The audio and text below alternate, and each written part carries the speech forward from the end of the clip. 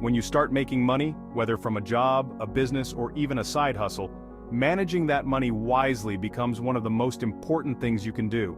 You want to make sure that you're not just earning money but also using it in a way that sets you up for a secure and successful financial future.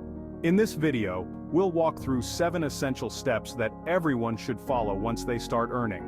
Whether you're new to managing money or you've been at it for a while, these tips will help you build wealth, avoid debt, and make the most of your hard-earned money.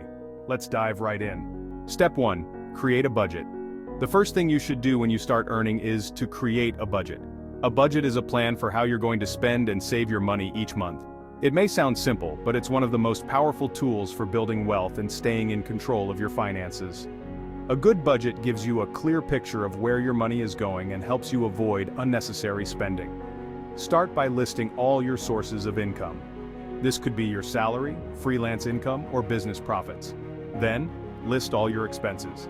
These include your rent or mortgage, utilities, groceries, transportation, and any other bills. Don't forget to include irregular expenses like car maintenance or insurance premiums. Once you've got everything written down, compare your total income to your total expenses. If you're spending more than you're earning, it's time to make some adjustments. That might mean cutting back on dining out, entertainment, or unnecessary subscriptions. The goal is to make sure you're living within your means and setting aside money for savings and future goals. A lot of people like to use apps like Mint or You Need a Budget YNAB to track their expenses, but you can also use a simple Excel sheet or even a notebook. What's important is that you're keeping track of your money consistently. Step 2. Build an emergency fund. Once your budget is in place, the next step is to build an emergency fund. This is one of the most important things you can do to protect yourself financially. An emergency fund is money set aside to cover unexpected expenses. Life can be unpredictable, and things like medical bills, car repairs, or job loss can happen at any time. Without an emergency fund, you might have to rely on credit cards or loans to cover those costs, which can lead to debt. Aim to save enough to cover 3 to 6 months worth of your living expenses.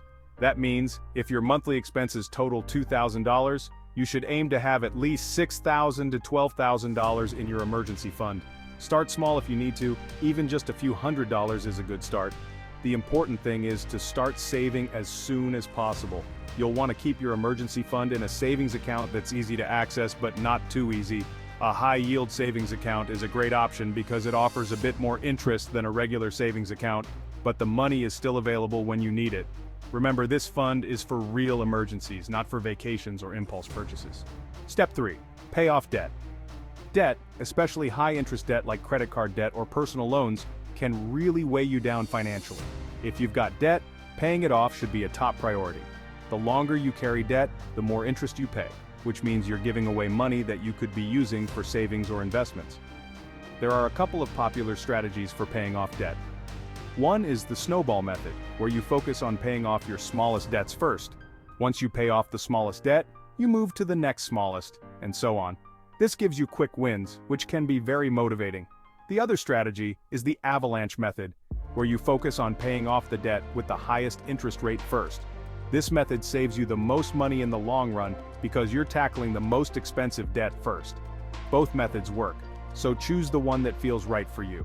While you're paying off debt, try to avoid taking on any new debt. This means limiting your credit card use and avoiding unnecessary loans. It might mean making some sacrifices for a while, but once you're debt-free, you'll have a lot more financial freedom. Step 4. Save for retirement. It might seem a little early to think about retirement, especially if you're just starting to earn money, but saving for retirement as soon as possible is one of the smartest financial moves you can make. The earlier you start, the more time your money has to grow, thanks to compound interest.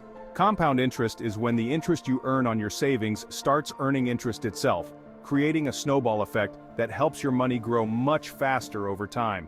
If your employer offers a retirement plan like a 401(k), take advantage of it, especially if they offer a matching contribution. Employer matching is essentially free money. If your employer will match 3% of your salary when you contribute 3%, you're doubling your retirement savings instantly. Make sure you're contributing at least enough to get the full match. If you don't have access to a 401(k) through your job, you can open an individual retirement account, or IRA. A Roth IRA is a great option for many people because you contribute after-tax dollars and your money grows tax-free. When you withdraw it in retirement, you won't have to pay any taxes on the growth. Even if you're starting small, contributing regularly to your retirement accounts can make a huge difference in the long run. The important thing is to get started now. Step 5. Invest wisely. Once you've built your emergency fund, paid off high-interest debt, and started saving for retirement, it's time to think about investing. Investing is a way to make your money work for you by growing it over time. While savings accounts are great for short-term needs, they don't offer much growth. Investing allows your money to grow faster, especially over the long term. You don't have to be a stock market expert to get started. One of the easiest ways to begin investing is by putting your money into index funds or ETFs. These are low-cost funds that track the performance of a market index like the S&P 500. Instead of trying to pick individual stocks, which can be risky, you're investing in a broad range of companies, spreading out your risk. Investing in index funds or ETFs is a great way to build wealth steadily over time. If you're not sure where to start, many people use robo-advisors, automated services that build and manage an investment portfolio based on your financial goals and risk tolerance. Remember, investing is for the long term. The stock market can be volatile in the short term, but over time it tends to go up. The key is to stay patient and let your investments grow. Step 6. Manage credit cards wisely. Credit cards can be a great financial tool if used responsibly, but they can also lead to a lot of financial trouble if not handled carefully. The most important rule when it comes to credit cards is to pay off your balance in full every month. If you only make the minimum payment, you'll start racking up interest, and credit card interest rates are typically very high, often 15% or more. By paying off your balance every month, you avoid paying any interest and keep your credit score healthy. A good credit score can help you get lower interest rates on things like mortgages or car loans, and it can even affect things like your insurance premiums or rental applications. It's also a good idea to use credit cards that offer rewards or cashback. Many cards offer points, miles, or cashback on your purchases, which can be a nice bonus. Just make sure the rewards don't tempt you to overspend, and watch out for cards with high annual fees unless you're sure the rewards are worth it. Step 7. Reinvest in your business. If you're making money from a side hustle, freelancing, or running your own business, one of the best things you can do is reinvest some of your profits back into the business. Reinvesting allows you to grow your business, improve your products or services, and increase your long-term profitability. There are many ways to reinvest in your business. You could upgrade your equipment or technology, invest in better marketing to reach more customers, or hire more staff to help scale your operations. The key is to invest in areas that will help your business grow and become more efficient. Remember, building a business takes time, and reinvesting your profits can help you scale much faster. Instead of taking all your profits as personal income, think of it as planting seeds for future growth. So there you have it, 7 essential steps to take after you start making money. By creating a budget, building an emergency fund, paying off debt, saving for retirement, investing wisely, managing credit cards, and reinvesting in your business, you're setting yourself up for long-term financial success. Managing money can feel overwhelming at first, but by breaking it down into these steps, it becomes much more manageable.